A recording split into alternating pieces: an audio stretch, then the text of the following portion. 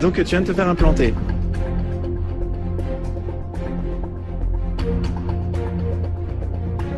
Je peux déverrouiller mon téléphone une fois programmé, déverrouiller des portes, pouvoir mettre certaines informations sur l'implant.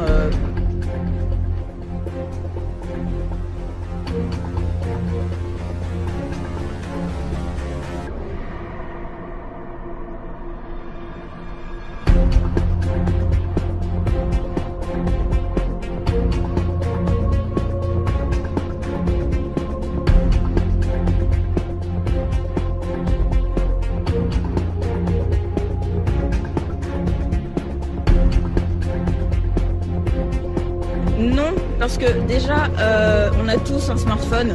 Tous nos smartphones sont reliés au GPS.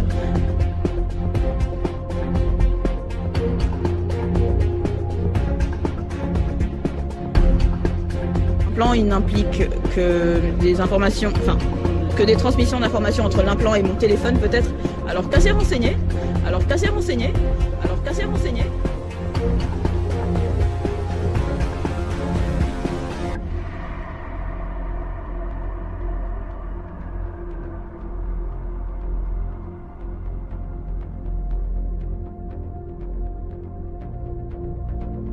Stitch. What you're about to see is a video of my homemade RFID implant.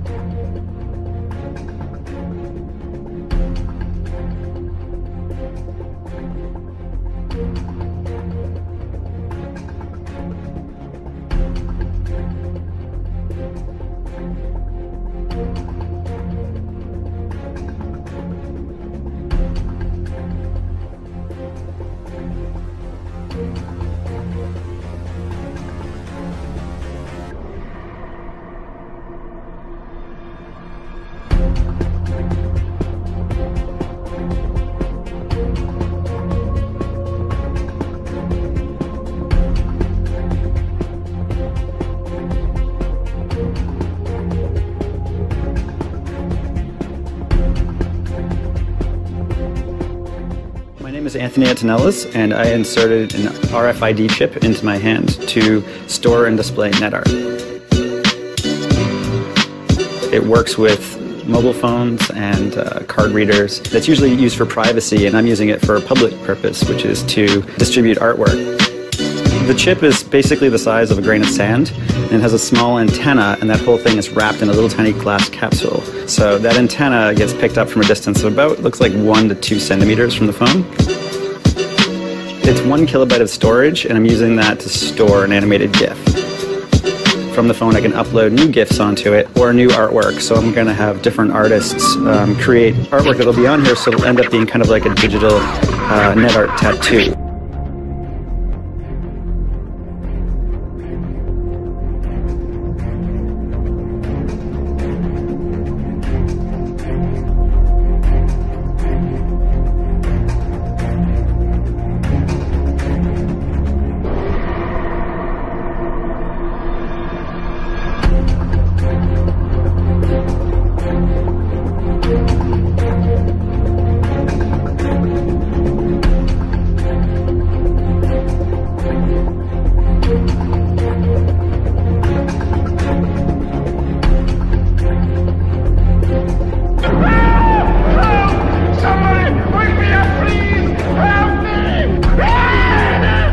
J'ai vu des gens dans le brasier.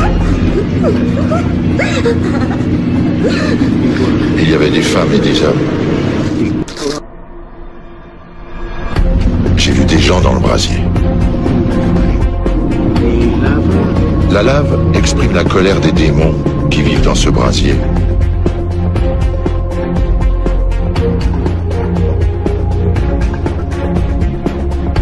J'ai vu des gens dans le brasier.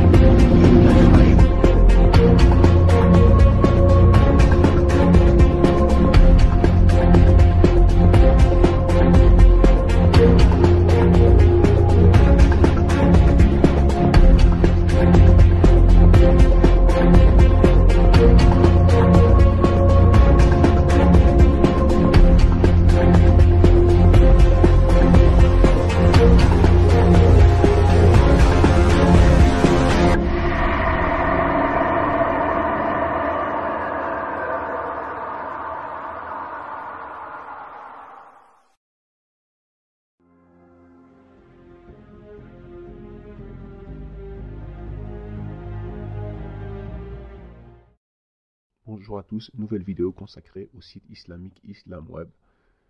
nous allons voir qui est derrière ce site et quel islam il propose. Alors, pour savoir qui est derrière ce site, j'ai tout simplement posé la question aux journalistes de Libération via leur site Check News. Et ils m'ont répondu que ce site est lié au Qatar et plus précisément au ministère qatari des biens religieux et des affaires islamiques. C'est un site qui s'adresse aux musulmans des pays occidentaux et est disponible en 5 langues, en arabe, en anglais, en français, en espagnol et en allemand. Et il veut présenter un islam modéré, corriger des idées erronées à propos de la religion. Bien. Voyons à présent quel islam il propose. Petite recherche sur leur site donc. À une question relative à l'apostasie, le site nous explique tout simplement que il y a une sagesse derrière le meurtre de l'apostat. C'est l'imam Ibn Taymiyyah qui est cité. Car si on ne tue pas l'apostat, dit-il, alors tout individu qui embrasse la religion va l'abandonner. Ce meurtre est donc une préservation de la religion et de ses adeptes, car cela empêcherait la décroissance et éviterait qu'ils l'abandonnent. À une question sur le fait de délaisser la prière, faut-il maudire celui qui délaisse la prière donc? Le site ne peut s'empêcher de citer encore une fois Ibn Taymiyyah qui dit dans une fatwa que les musulmans sont unanimes sur le fait qu'il doit être châtié et la majorité des savants comme Malik, Al-Shafi'i et Ahmad disent qu'il doit se repentir ou être tué. Il s'agit là de tuer celui qui délaisse la seule prière. Il doit se repentir ou être tué. Et 3 des 4 fondateurs des écoles de jurisprudence islamique soutiennent le fait qu'il faut tuer celui qui délaisse la prière s'il ne se repent pas. Bien. Et à une question relative aux femmes esclaves, le site répond tout simplement que la législation islamique autorise le propriétaire à avoir des rapports sexuels avec elles. Allah dit dans ce sens, et qui préservent leur sexe de tout rapport, si ce n'est qu'avec leurs épouses ou les esclaves qu'ils possèdent, car là vraiment on ne peut les blâmer. Tout cela est disponible dans sa version française donc. En arabe, cela va encore plus loin dans l'horreur, comme le relève le frère Rachid dans son livre.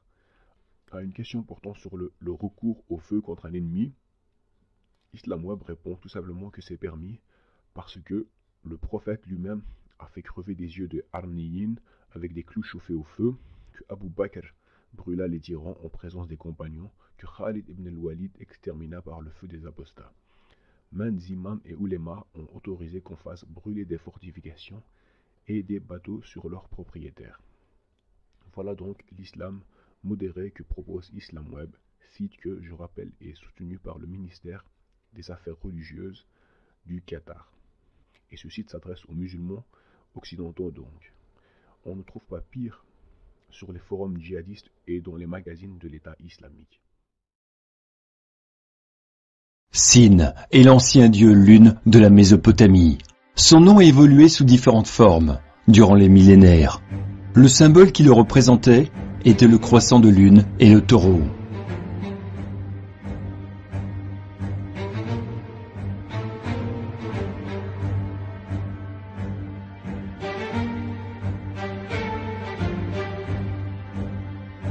À travers les différents royaumes, époques et régions, Sin deviendra Baal.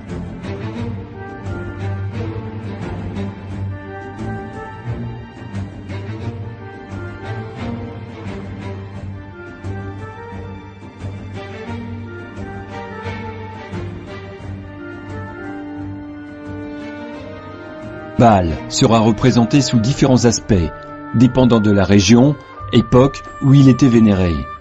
Très souvent, les symboles du croissant de lune, le taureau ou un astre brillant le représentent.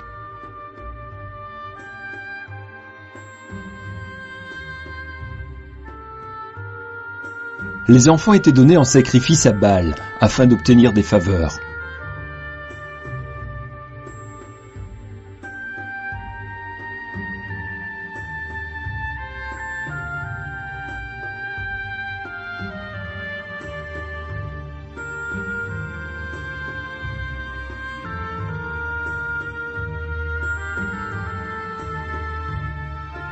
Baal est l'ennemi de Yahweh, Dieu Tout-Puissant, mais il perdit en popularité lorsqu'Élie, le prophète de Yahweh, gagna lors de sa confrontation contre les prophètes de Baal.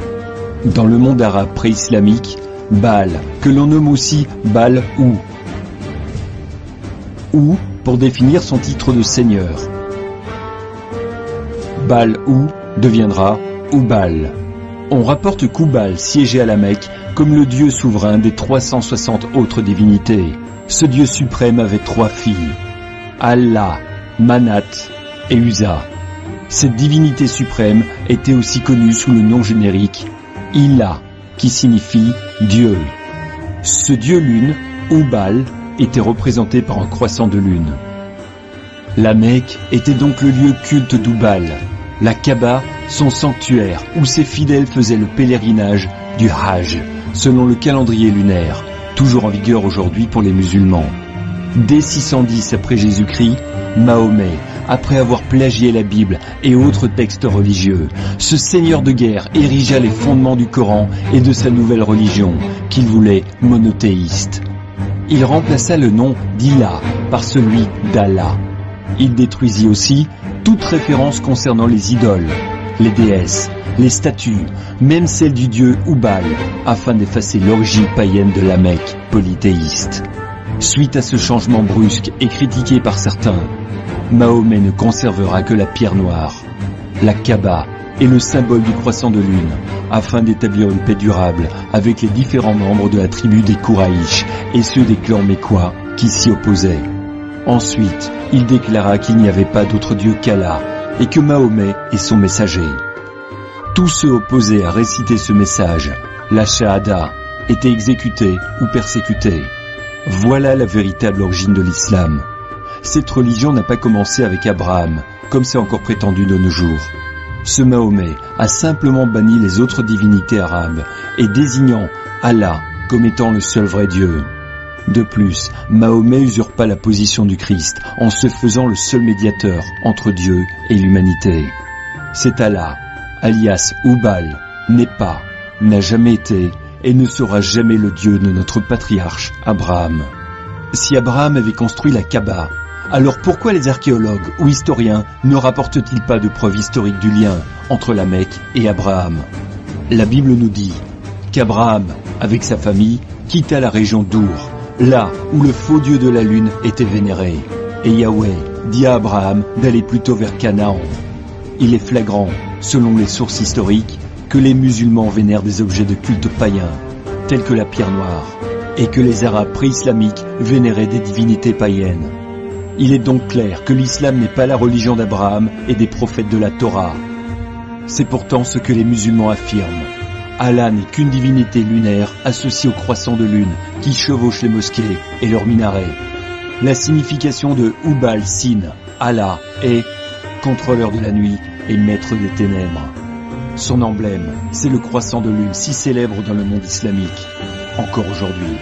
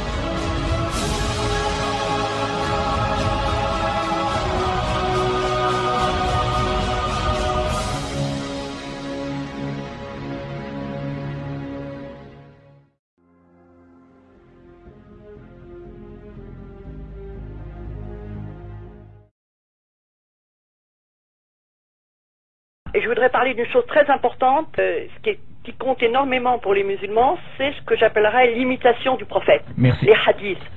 Parce qu'il y a le Coran, mais il y a aussi les hadiths, c'est-à-dire ce sont des gros volumes de gens très connus comme Bukhari, Muslim, Abu Daoud, Tirmidhi, etc. Et dans ces hadiths, on trouve justement ce qu'on nous cache, c'est-à-dire quand les musulmans vous disent « mais c'est pas dans le Coran », seulement voilà, c'est dans les hadiths, c'est-à-dire des livres qui racontent le comportement du prophète.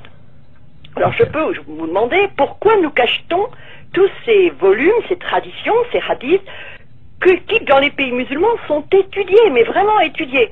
Eh bien, je dois vous dire que si on nous cache cette deuxième source, parce que c'est très important, hein, on dit dans le Coran, vous avez dans mon envoyé un beau modèle, vous avez dans l'apôtre d'Allah un bel exemple, sourate 33, verset 21, et puis vous avez aussi ceux qui obéissent au prophète, obéissent à Dieu, hein, c'est dans la sourate 4, verset 80.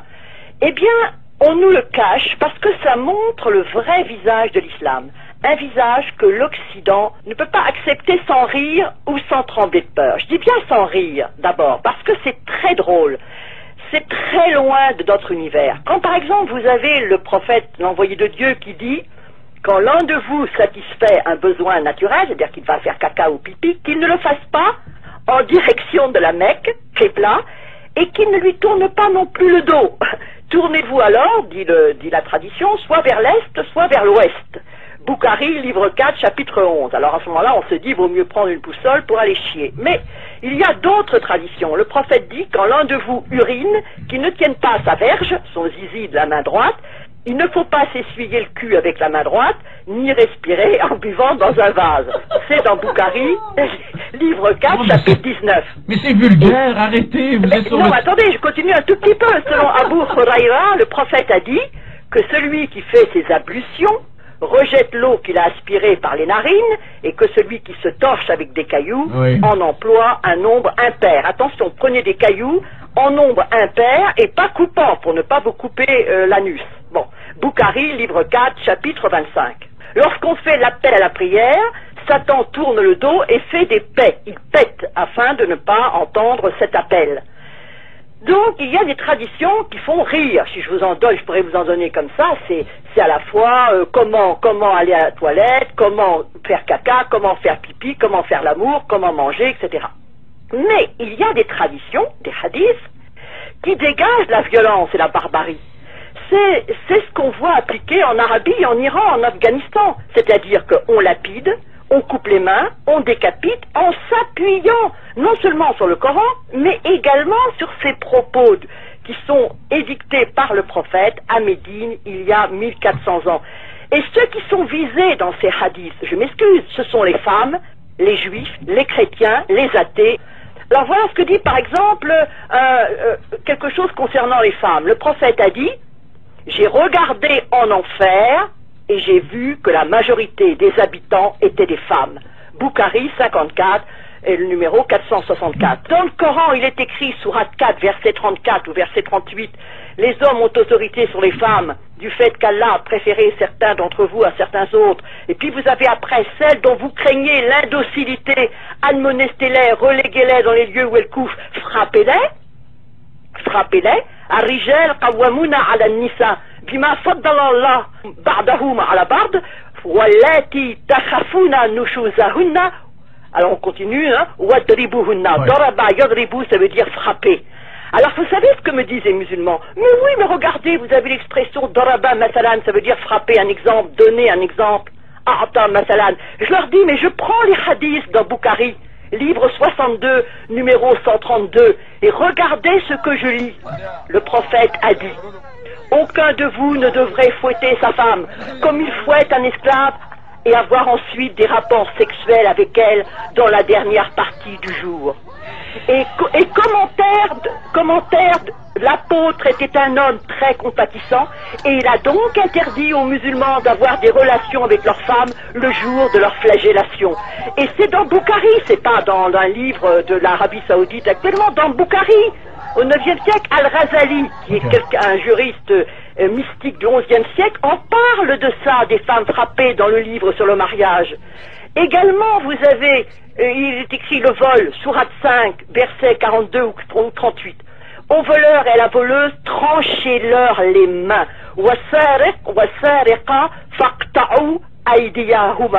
Mais vous allez dire, mais c'est dans le Coran, mais c'est pas appliqué. Qu'est-ce que je vois? Dans les hadiths, c'est-à-dire le récit du comportement du prophète, le messager de Dieu a dit que la malédiction d'Allah soit sur le voleur qui a volé un œuf et que sa main soit coupée. Récit d'Abu Huraira, Muslim, 17 4185, ou chez Bukhari, 81 774. Et pour la lapidation, parce qu'on me dit les musulmans qui mentent parfois, disent, mais regardez, dans le Coran, pour celle qui a commis, si je puis dire, l'adultère, elle est fouettée. Mais elle n'est pas lapidée. La lapidation n'existe pas dans le Coran. La seule lapidation possible, c'est la lapidation de Satan. C'est vrai, mais dans les traditions, dans les hadiths, elle est lapidée. Dans le sourate, c'est vrai qu'elle n'est pas lapidée. Vous avez la fornicatrice et le fornicateur, flagellés chacun d'eux de 100 coups de fouet. Et que par égard pour la religion d'Allah, nulle indulgence ne vous prenne en leur faveur, qu'un groupe de croyants soit témoin de leur tourment. C'est dans la sourate 4, verset 2. Alors, il y a Azaniya wa Zani, fajlidu kulla wahidin minhuma mi'ata jaldatin. Et ensuite, on continue. Voilà ta'khudhukum bihima ra'fatun fi dinillah, etc. Wa liyashhad azabahuma ta'ifatun minal mu'minin. Ça veut dire, attendez, on vous dit que celle qui a commis l'adultère, il faut la frapper de 100 coups de fouet, et non seulement ça, mais il ne faut pas que vous ayez de la compassion pour eux. Imaginez que vous dites, oh, ils sont mignons, regardez, ils sont jeunes. Non, non, non, non, non. Il faut que, non seulement il ne faut pas avoir de compassion, il est dit dans le Coran, et qu'un groupe de croyants soit témoin de leur tourment, de leur châtiment. Madame Delcambre, oui, j'appelle ça leur sport national. Mais attendez, c'est que dans les hadiths, on parle de la lapidation. Et on voit plein de... Vous voyez, une femme est venue trouver le prophète, elle était devenue enceinte à cause d'un adultère, elle dit, oh prophète, j'ai fait quelque chose qui mérite un châtiment, inflige-le-moi, elle est folle. Et l'apôtre d'Allah dit à son tuteur, ramène-la-moi. Et alors, quand elle est revenue, l'apôtre d'Allah a bien fait mettre ses vêtements bien attachés autour d'elle et il a ordonné qu'elle soit lapidée. Et ensuite, il a prié sur son cadavre. Muslim 17 4207. Et c'est la même chose, il y a plein. Vous avez également un autre où il a fait pour un juif et une juive. Et même celui qui raconte dit Kuntu fi man rajamahuma.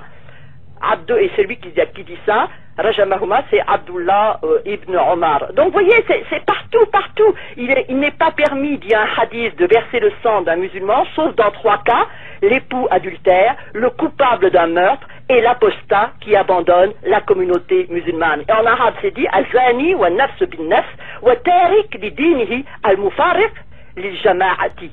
Et quand Ali a lapidé une femme le vendredi, vous savez ce qu'il a dit? Je l'ai lapidée selon la tradition de l'apôtre d'Allah, Bukhari 82 803. Et enfin, un dernier exemple, le prophète a fait lapider une femme et une fosse avait été creusée pour elle jusqu'au sein. Récit d'Abou Bakr, Daoud, 38 4429. Alors vous comprenez, quand Monsieur Sarkozy a fait, si je puis dire, honte à Ramadan en disant mais regardez c'est honteux, et que Ramadan qui ne pouvait rien faire, qui ne pouvait rien dire puisque c'est écrit dans les textes, il a dit il faudrait un moratoire. Il avait raison de le dire, c'est qu'on ne peut pas enlever les textes, donc il a dit au moins mettons un délai pour suspendre, un délai suspensif, et tout le monde a ri. Il y a même sur les athées et les hérétiques, je vois devant moi, des zanadiq, des athées et des hérétiques, avaient été amenés à Ali, et il les avait brûlés. Et Ibn Abbas dit, si j'avais été à sa place, je ne les aurais pas brûlés, parce que l'apôtre d'Allah l'a interdit en disant, ne punissez personne avec la punition d'Allah, c'est-à-dire le feu. Le feu, c'est pour l'enfer. Je les aurais tués selon l'ordre de l'apôtre d'Allah. Et vous savez comment? C'est-à-dire soit en les crucifiant, soit en faisant l'amputation croisée. Madame Delcambre, j'ai compris, on n'est pas assez tolérant. Il y a un dernier, le prophète d'Allah, quand il lui demandait si les femmes et les enfants des polythéistes pouvaient être tués pendant les raids nocturnes, il a dit, ils sont avec eux ou parmi eux, ils peuvent donc être tués. C'est dans Muslim 19 4321. Su'ila an-Nabi sallallahu alayhi wa sallam, faqal hum minhu. Ils font partie d'eux. Alors ce que je voudrais vous faire comprendre, c'est que les gens qui sont qualifiés d'islamistes, ils n'ont pas inventé les textes, ils n'ont pas trouvé des textes dans une pochette surprise. Ils les trouvent c'est-à-dire c'est ce qu'a dit le prophète. Et ils vont pas s'amuser à perdre le paradis sous prétexte d'inventer quelque chose. C'est le même Coran, c'est le même prophète qui sert de modèle à tous les musulmans. Mais il y a une partie des musulmans qui nous prennent pour des cons et qui ont entrepris de cacher une part des textes pour ne pas effrayer le non.